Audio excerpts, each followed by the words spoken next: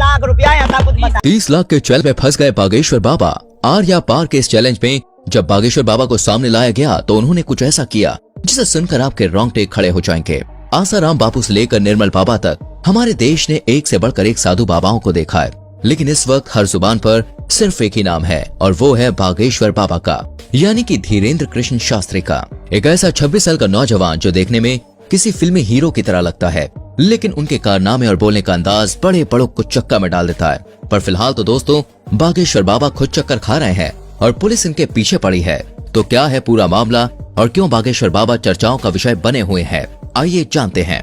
दोस्तों ये बात तो जगजाहिर है कि बागेश्वर बाबा जो लोगों की मन की बात जानकर उनकी समस्याओं का हल कर देते हैं और उसे पर्चे में लिख देते हैं, इसके चलते वो काफी ज्यादा ट्रेंड पर चल रहे हैं। इनकी वीडियोस हर रोज वायरल होती है और लोग इन्हें सुनना देखना पसंद करते हैं। लेकिन वो कहते हैं ना, मीठा ज्यादा हो तो चींटियां लगने ही लगती हैं, और ऐसा ही कुछ हाल बागेश्वर बाबा के साथ भी है। तभी तो अलग अलग क्षेत्रों से लोग इन्हें बदनाम करने के लिए सामने आ रहे हैं कि क्या ये बाबा लोग वास्तविक हैं? कुछ इन्हें खुला चैलेंज कर रहे हैं तो कुछ इनकी विद्या पर शक कर रहे हैं, फर्जी हैं, धोखेबाज हैं। अभी एक टीवी शो के दौरान माइंड रीड करने वाली सुहानी ने कहा कि धीरेन्द्र शास्त्री अगर हमारी तरह दिमाग पढ़ते हैं तो इसमें कोई बुराई नहीं है, लेकिन इस कला को भगवान की कृपा कहकर लोगों के बीच अंधविश्वास फैलाना ये बहुत गलत है। और बात यहीं पे खत्म नहीं होती है। महाराष्ट्र में अपने एक कार्यक्रम के दौरान जब धीरेन्द्र शास्त्री नागपुर पहुंचे तो वहां की कमेटी ने इनके ऊपर अंधविश्वास फैलाने का आरोप लगाया और खुलेआम ये चैलेंज किया कि आप जो जादू और चमत्कार लोगों के सामने अपने धाम में दिखाते हैं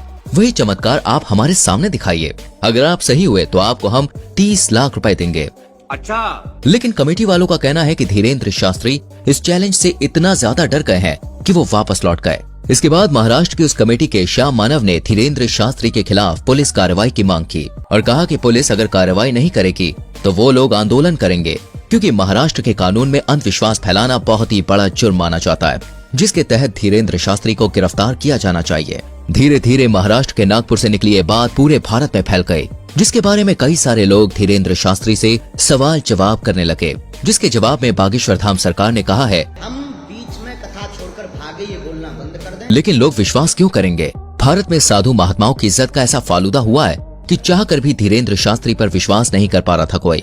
बड़ी बड़ी मीडिया कंपनी लगातार उनके चमत्कारों पर सवाल उठा रही थी और इन्हीं सारी चीजों से तंग आकर एक दिन बागेश्वर धाम सरकार ने सभी को अपने दरबार में बुलाया और कहा कि मैं नहीं बताऊंगा कि किसकी अर्जी लगी है, आप लोग खुद अपने लोगों को खड़ा करिएगा और मैं उनकी परेशानियां और उनके मन की बात पहले से ही कागज पर लिख दूंगा और आप जिसको बहन जी लेकर आएंगे उसी का पर्चा ये निकलेगा। और जब ये चीज हुई तो हर कोई देखता रह गया, क्योंकि बागेश्वर धाम सरकार ने वाकई में सारी सच्चाई पहले से ही लिख रखी थी। बिल्कुल सही है, बिल्कुल सही। किसी को यहाँ बताया था? नहीं, मैंने। ये सब कुछ देखने के बाद लोगों की बोलती बंद हो गई, लेकिन बागेश्वर धाम सरकार के ऊपर उठने वाले सवालों का सिलसिला अभी खत्म नहीं हुआ। इनकी कही हर एक बात को लोग विवाद बनाकर खड़ा कर देते हैं और ये बात सच भी है।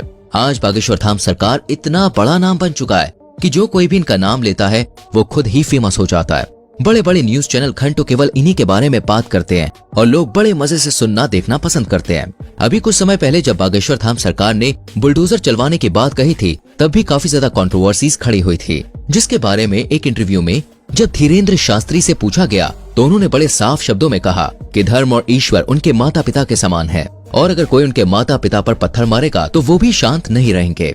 धीरेन्द्र शास्त्री की इन बातों से साफ जाहिर होता है कि वो लोगों के सामने किसी फिल्टर के साथ नहीं आते हैं, बल्कि जो अंदर से है वो बाहर से भी दिखाते हैं। तभी तो ये आए दिन विवादों में घिरे रहते हैं और कुछ लोग तो ये सोच कर ही हैरान है कि आखिर एक 26 साल का नौजवान शख्स इतना ज्यादा लोकप्रिय कैसे हो गया, कैसे करोड़ों लोग आज उसके भक्त हैं और उसके धाम पर लोगों की लंबी लाइन लगी रहती है।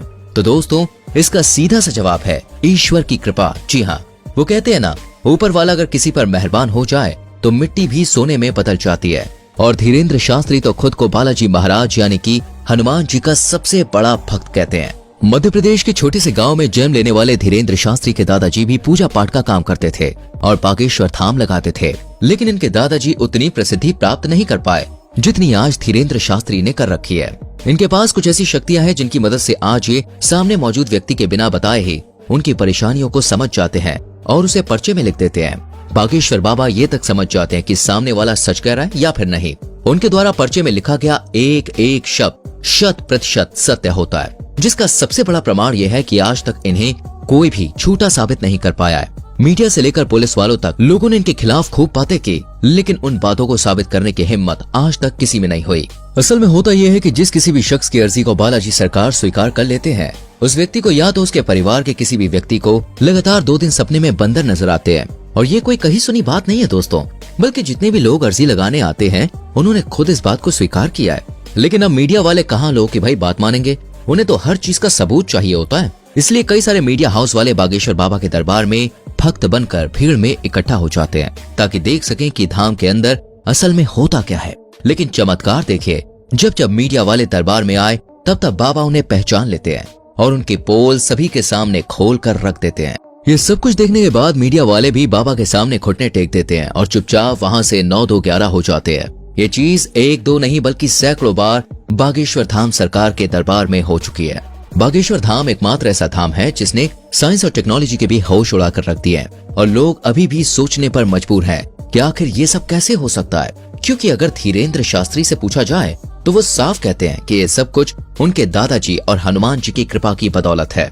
ईश्वर उन्हें शक्तियाँ देते हैं जिससे वो लोग के मन की बात को समझ जाते हैं और उन्हें दूर कर पाते हैं। और ये सब कुछ अचानक से नहीं हुआ, बल्कि दोस्तों इन शक्तियों को प्राप्त करने के लिए धीरेन्द्र शास्त्री ने सालों तक हनुमान जी की तपस्या करी। 12 साल के उम्र से ही धीरेन्द्र शास्त्री बालाजी के ध्यान में लग गए और उनकी सेवा करने लगे, जबकि पूजा पाठ के कामों में वो बचपन से ही लगे रहते थे। आज ये उस स्तर पर पहुंच गए हैं जहां इन्हें हर लोगों के मन की बात को समझने में बिल्कुल भी समय नहीं लगता। ये जो कुछ भी कह देते हैं वो पत्थर की लकीर हो जाता है, जिसका सच होना तय है। और इसका कई बार उदाहरण भी देखा जा चुका है। हालांकि अगर हम बागेश्वर धाम की बात करें तो दोस्तों इसका इतिहास बहुत पुराना है। लोगों की मान्यताओं के अनुसार बागेश्वर धाम मंदिर चंदेल कालीन युग का है। सन 1986 में ग्राम वासियों के द्वारा मंदिर का निर्माण किया गया था। उसी दौरान ग्राम गढ़ा में बाबा सेतु लालगढ़ चित्रकूट से दीक्षा लेकर अपने गांव के प्राचीन कालीन मंदिर पहुंचे। पहले तो इन्होंने राम कथा करी और फिर ये झाड़ फूक का भी काम करने लगे। लोगों के अंदर मौजूद बुरी शक्तियों को अपनी एक फटकार से ये भगा दिया करते। लोगों का कहना है कि जो कोई भी भूत प्रेत की शिकायत लेकर उनके दरबार में जाता था वो हमेशा हमेशा के लिए ठीक हो जाता था, और इसी वजह से बागेश्वर धाम लोकप्रिय होता चला गया।